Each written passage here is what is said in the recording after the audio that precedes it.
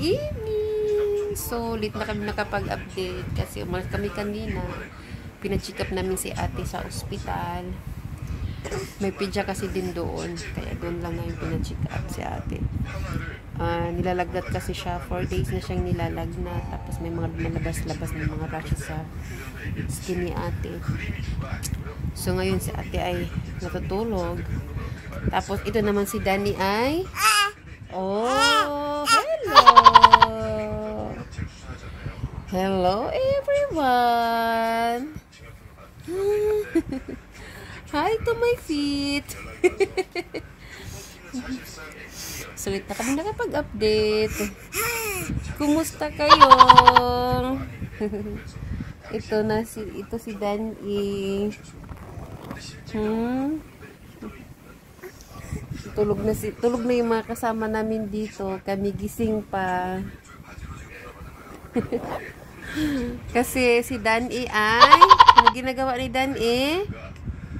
Ha? Ginagawa ni Danny? Ayan, 1-year-old na po siya.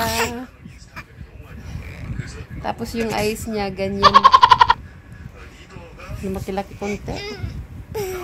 Lumaki-laki konti ba? Ay. Malaki na nga yung flippy namin. Kami lang dalawa dito natutulog. Tapos yung ate niya doon na sa tabi na sila ni apa niya. Tsaka yung panganay ko.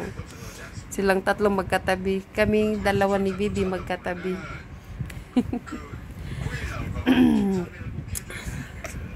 So, thank you so much po. See you po in our next vlog. Meron akong i-share sa inyo mga mi. Pag yung mga anak nyo pala ay picky eater, Pediasure po, maganda po.